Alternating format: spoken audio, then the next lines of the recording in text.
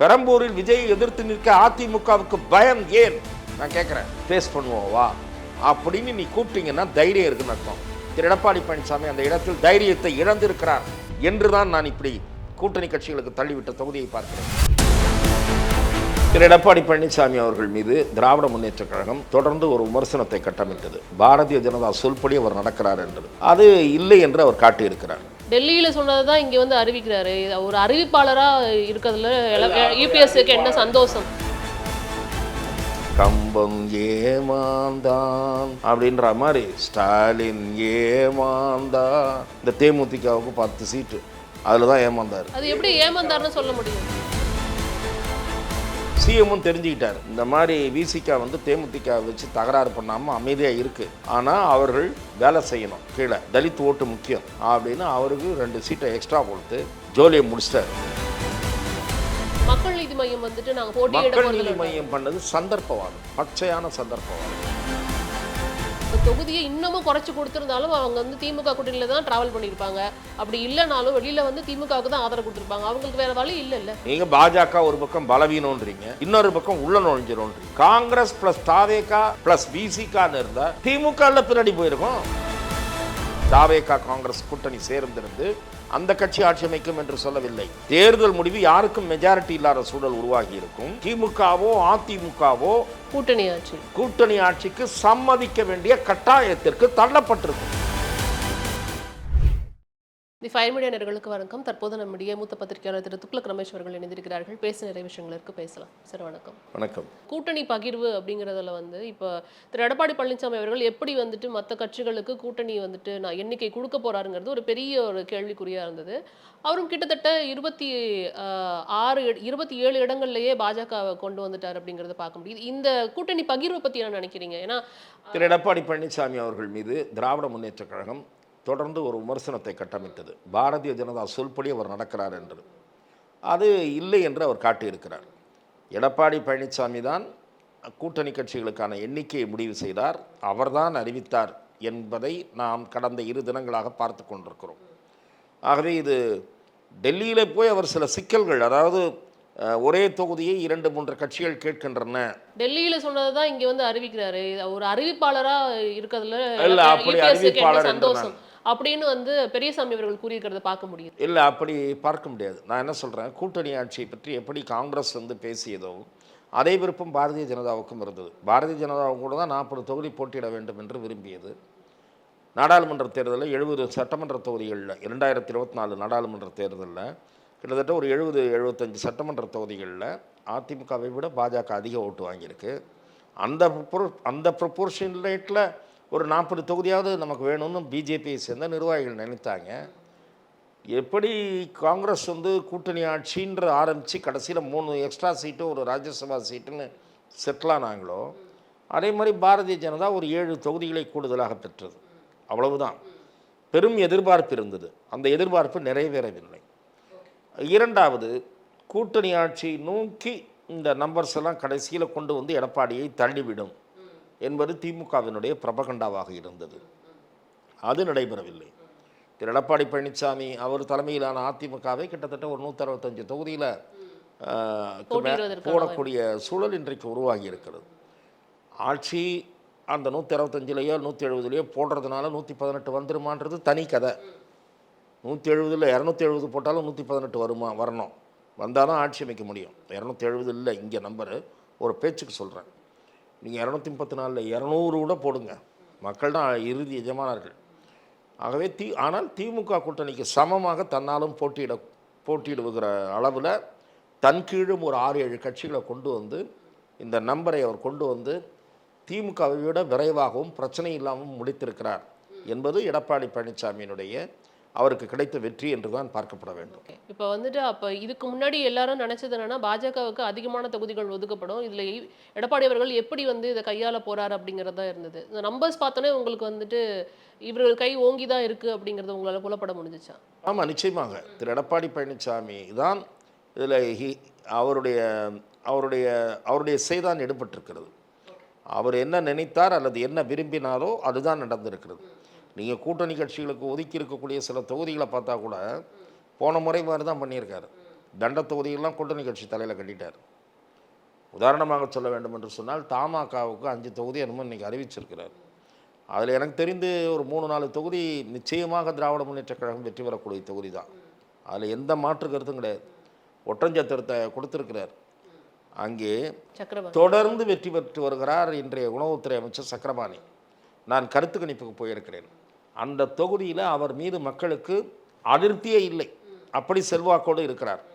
செல்வி ஜெயலலிதா காலத்திலும் எதிர்க்கட்சி உறுப்பினராக தேர்ந்தெடுக்கப்பட்டார்.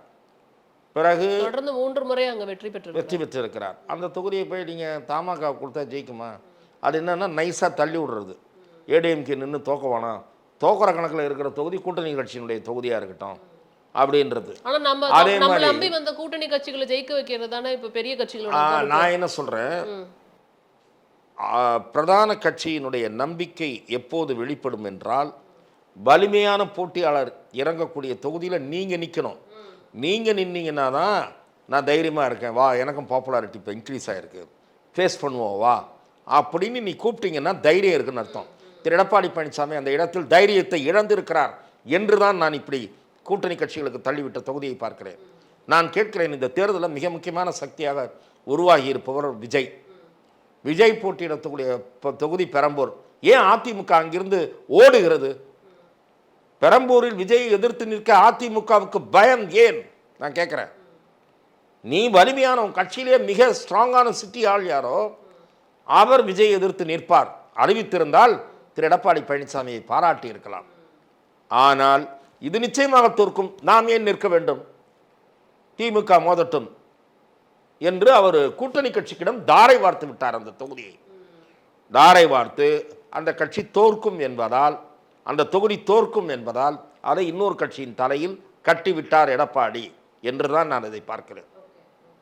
ஆகவே இன்னும் அவங்க ஆனா வெற்றி பெற்றே ஆக வேண்டிய கட்டாயம் இருக்கு இல்லையா அதிமுகவிற்கு? ஏன்னா இந்த 2026 தேர்தல் எல்லா கட்சிகளுக்குமே முக்கியமான ஒரு தேர்தலா இருக்கு. அப்படிங்கிற பட்சத்துல வெற்றி பெற்றே ஆக வேண்டிய கூடிய கட்டாயம் அதிமுக இருக்கிற காரணத்தினால அவர் பண்ற ஒரு அரசியல் தந்திரம் அப்படிங்கறது கூட வச்சுக்கலாம். வெற்றி பெற்றே ஆக வேண்டிய கட்டாயம் இருக்கிறது என்பது உண்மைதான். வெற்றியின் அளவு எவ்வளவு குறையும் என்பதும் இதன் மூலம் நாம் கணக்கிட்டுக் கொள்ளலாம். நீங்கள் கடும் போட்டி ஏற்படுத்த வேண்டும் என்ற முயற்சியை கூட எடுக்கவில்லையே. நீங்கள் இதன் மூலம் கூட்டணி கட்சிகளுக்கு கொடுத்த தொகுதிகளின் மூலம் கிட்டத்தட்ட ஒரு 30 தொகுதிகளை திமுகவின் வெற்றியை உறுதிப்படுத்தி விட்டார் எடப்பாடி பழனிசாமி. அப்படித்தான் நான் பார்க்கிறேன். இப்போ ஒரு 50-60 கொடுக்க போகிறாருன்னு வைங்க, அதில் -35 40 தான் ஆரம்பிக்கும் அதிமுகனுடைய கணக்கு. திமுகவுடைய கணக்கு +35 40 ஆரம்பிக்கும். இதுதான் அந்த பங்கீடு உணர்த்துகிற உண்மை. இதுக்கு அடுத்ததான் அப்படியே நகர்ந்தோம் அப்படின்னா டிஎம்கேயோட தொகுதி பங்கீடு பெரிதும் எதிர்பார்க்கப்பட்ட தொகுதி பங்கீடு அப்படிங்கிறத பார்க்க முடியுது. ஏன்னா இத்தனை கட்சிகளுக்கு இவர் எப்படி இடத்த பகிர்ந்து கொடுக்க போறாரு அப்படிங்கிறது தான் ஒரு கேள்விக்குறியா இருந்தது. கிட்டத்தட்ட செட்டில் ஆயிடுச்சு. இதுல செட்டில் ஆனதுல திரு ஸ்டாலினுடைய அணுகுமுறை பாராட்டும் விதத்திலும் இருக்கிறது, குறை சொல்லும் விதத்திலும் இருக்கிறது. இந்த ஒரு படத்தில் ஒரு பாட்டு உண்டு, கம்பம் ஏமாந்தான் அப்படின்ற மாதிரி ஸ்டாலின் ஏமாந்தான். இந்த தேமுதிகவுக்கு 10 சீட்டு அதில் தான் ஏமாந்தார். தேமுதிகவுக்கு என்ன வலிமை இருக்குது? Y 10 seeds? ஏடிஎம்கே 7க்கு மேலே கொடுக்க மாட்டேன்னாங்க. எதிர்கட்சியாக இருக்கக்கூடிய ஏடிஎம்கே, தேர்தலில் ஒரு கட்சியை விட்டுவிடக்கூடாத நிலையில் இருக்கக்கூடிய அதிமுக, நீங்கள் அவ்வளவுதான் ஒர்த்து அப்படின்னு முடிவு பண்ணி சொல்லி அனுப்பிச்சிட்டாங்க. அங்கே சொல்லி அனுப்பிச்சிட்டாங்க, அங்கேயும் பேச்சு நடத்தினாங்க என்று தெரிந்தும் எப்படியாவது அவங்கள அப்படியே அலைஞ்சிங்க, எப்படியாவது சேர்த்துக்கணும், 10 தரேன் 1 தரேன், அந்த 10 கொடுக்குறேன்னு முன்னாடியே கமிட் ஆகிட்டார். நான் ரொம்ப முன்னாடியே சொல்லிட்டேன். இதை 10 தரேன்னு முன்னாடியே சொல்லிட்டதுனால அந்த நம்பரை கூட கூட்டணி கட்சிகள்கிட்ட சொல்கிறதுக்கு பயந்தீங்களே, அதானே காரணம். கூட்டணி கட்சிகள் இதை பத்திரிகையாளர்கள் வாயிலாக தெரிந்து கொண்டு விட்டார்கள். தெரிந்து கொண்ட காரணத்தால் திமுகவை போட்டு இழுத்தடித்தார்கள். 3 நாள் என்ன முடிவு பண்ணுறாங்க. ஆனால் கம்யூனிஸ்டுகள் இவ்வளவு சரண்டர் ஆவதற்கு இந்த தேசிய செயலாளர்லாம் வர வச்சு ஆலோசனை நடத்தி இருக்க வேண்டியதே இல்லை. மார்க்சிஸ்ட் கம்யூனிஸ்ட்டு பெரிய சீன்ஸ் கிரியேட் பண்ணாங்க. சீன் சிங்காரம் ஆகிட்டார் நம்ம சண்முகம். அண்ணா ஒரு ஆலோசனை, பேபி வராரு, டெல்லியிலேருந்து வராரு, நாங்கள் அடுத்த கட்ட முடிவை எடுப்போம். முதல் நாள் 7ன்னாரு. எப்படிலாம் கம்யூனிஸ்ட் இறங்கி போச்சு பாருங்கள். முதல் நாள் எங்களுக்கு கூடுதலாக கொடுத்தாதான் நாங்கள் வருவோம்னு சொல்லிட்டு வந்துட்டோம். அடுத்த நாள் எப்போ 6 குறைக்காதீங்கப்பா, என்ன திடீர்னு 6 குறைக்கிறீங்க அப்படின்னாங்க. அடுத்த நாள் என்னமோ கொடுங்கப்பா, கொடுங்க, போடுறத போடுங்க அப்படின்ற மாதிரி போட்டதை வாங்கி கொண்டு வந்தார்கள். எதற்கு இந்த வீராப்பு கம்யூனிஸ்ட்டுக்குன்னு நான் கேட்குறேன். அதுக்கு திரும்ப அவர் அடுத்தது அவராவது பரவாயில்ல, இருக்கிறதுல ஓசப்படாமல் நம்பரை குறைக்காமல் நம்பரை இன்க்ரீஸ் பண்ணி வாங்கிட்டு வந்துட்டார். சிஎம்மும் தெரிஞ்சுக்கிட்டார், இந்த மாதிரி விசிகா வந்து தேமுதிக வச்சு தகராறு பண்ணாமல் அமைதியாக இருக்குது, ஆனால் அவர்கள் வேலை செய்யணும், கீழே தலித் ஓட்டு முக்கியம் அப்படின்னு அவருக்கு 2 சீட்டை எக்ஸ்ட்ரா கொடுத்து ஜோலியை முடிச்சிட்டார். இதில் ஏமாந்தது யாருன்னா, தேமுதிகவுக்கு அதிகமாக கொடுத்ததன் மூலம் முதலமைச்சரும் போட்டதை வாங்கி கொண்டு திரும்ப வேண்டிய நிலையில் இருந்த கம்யூனிஸ்டுகளும் தான். இந்த 2 பேரும் தான் ஏமாந்தவங்க. இதுல நம்ம அவங்க வந்து எப்படியா இருந்தாலும் மனதில் காயம் இருந்தாலுமே இந்த கூட்டணியில தொடர்ந்து அவங்க பயணம் செய்வதற்கான முடிவை எடுத்திருந்தாங்கிறத தானே பார்க்க முடியுது. ஏன்னா இப்போ 5 தொகுதி, போன தடவை 6 தொகுதி வாங்கினாங்க, இந்த தடவை 5 தொகுதி வாங்கியிருக்காங்க. 2 கட்சிகளுமே 5 தொகுதி வாங்கியிருக்கிறாங்கன்னு பார்க்க முடியுது. ஆனா என்னன்னா, இப்போ தொகுதியை இன்னமும் குறைச்சு கொடுத்திருந்தாலும் அவங்க வந்து திமுக கூட்டணியில தான் டிராவல் பண்ணியிருப்பாங்க. அப்படி இல்லைனாலும் வெளியில வந்து திமுகவுக்கு தான் ஆதரவு கொடுத்துருப்பாங்க. அவங்களுக்கு வேற வழி இல்லைல்ல. இல்லை, அவ்வாறு அவர்களே தங்களை இந்த சூழ்நிலைக்கு உட்படுத்தி கொண்டார்கள். இதற்கு அவங்க வெளியில வருவாங்க நீங்க நினைச்சீங்களா? இல்லை, நான் அதான் சொல்கிறேன்.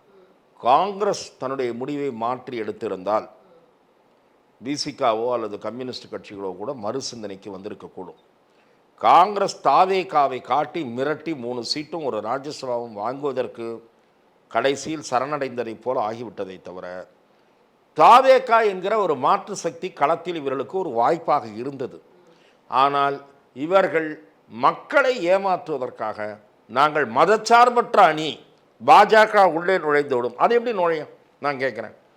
நீங்கள் பாஜக ஒரு பக்கம் பலவீனன்றீங்க, இன்னொரு பக்கம் உள்ள நுழைஞ்சிரோன்றீங்க. காங்கிரஸ் ப்ளஸ் தாவேகா ப்ளஸ் விசிகான்னு இருந்தால் திமுகவில் பின்னாடி போயிருக்கோம். அந்த வாய்ப்பை ஏன் விட்டீங்க? அந்த வாய்ப்பை விட்டு திமுக கொடுப்பதை வாங்கிக் கொள்ள வேண்டிய கட்டாயத்திற்கு நீங்களே உங்களை உட்படுத்தி கொண்டு. இப்ப திருமாவளவர்கள் தான் சொல்றாருல, இப்ப தேமுதிகக்கு வந்து அதிகமான சீட்டு கொடுக்கப்படுதுன்னு கேள்வி கேட்டதற்கு, இல்ல தேமுதிக எதிர்கட்சியில ஏற்கனவே உட்கார்ந்த ஒரு கட்சி, மக்கள் நல கூட்டணியிலே எங்களுக்கு முதல்வர் வேட்பாளராக இருந்தாரு, அதனால உங்களுக்கு கொடுக்கறது தப்பு கிடையாது, காங்கிரஸ் மிகப்பெரிய கட்சி, கொடுக்கறதுல தப்பு கிடையாது அப்படின்னு அவரே ஒரு வாதத்தை முன் வைக்கிறாரு. இதையெல்லாம் நீங்கள் ஏற்றுக்கொண்ட பிறகு கூற வேண்டிய சமாதானங்கள், அந்த சமாதானங்கள் உங்களுக்கு நீங்கள் சொல்லிக் கொள்கிற சமாதானங்கள். நீங்கள் கேட்டதற்கு நான் சொன்ன பதில் என்னென்னா, வேறு வாய்ப்பு இருந்தும் அந்த வாய்ப்பை இவர்கள் தவற விட்டார்கள் என்பதுதான். அதற்கு முதல் காரணம் காங்கிரஸ் தான். காங்கிரஸ் ஒத்துக்கொள்ளாமல் அப்படியே பிரச்சனை நீடித்திருந்தால் இவர்களுக்கெல்லாம் நம்பர் குறையவே குறைஞ்சிருக்காது, இவர்களுடைய நம்பரே குறைஞ்சிருக்காது. காங்கிரஸ் வந்து தாவேகாவுடன் போவது என்ற முடிவெடுத்திருந்தால் ஆட்டோமேட்டிக்காக இவங்களெல்லாம் கையை காலை பிடிச்சி திமுக உள்ளே இழுத்திருக்கும். இவர்கள் தாவேகாவிடம் என்ன நம்பர்னு அடுத்து யோசித்திருக்கலாம். நீங்கள் வந்து ஆட்சி மாற்றம் மட்டும் இல்லாமல் நாமே இது குறித்து பேசியிருக்கிறோம். தமிழகத்தில் கூட்டணி ஆட்சி என்பது கட்டாயமாகி வந்திருக்கும். தாவேகா காங்கிரஸ் கூட்டணி சேர்ந்திருந்து அந்த கட்சியில் இன்னொரு 2 கட்சிகள் சேர்ந்திருந்தால் அந்த கட்சி ஆட்சி அமைக்கும் என்று சொல்லவில்லை. தேர்தல் முடிவு யாருக்கும் மெஜாரிட்டி இல்லாத சூழல் உருவாகி இருக்கும். அப்போது திமுகவோ அதிமுகவோ கூட்டணி ஆட்சிக்கு சம்மதிக்க வேண்டிய கட்டாயத்திற்கு தள்ளப்பட்டிருக்கும். இதுக்கு காங்கிரஸ் ஒரு முக்கிய காரணம் எடுத்துக்கிட்டாலுமே, காங்கிரஸ் போன்ற சிபிஎம் சிபிஐயோ இல்லை விசிகாவோ நாங்கள் அங்கிட்டு போயிடுவோன்னு ஒரு வாதத்தை வந்து ஏன் முன்னு வைக்கல? நாங்களும் எங்களுக்கும் ஒரு ஆப்ஷன் இருக்குன்னு காங்கிரஸ் மாதிரி இவங்களும் அடம் பிடிச்சிருக்கலாமா? அது ஏன் அவங்க பண்ணலை?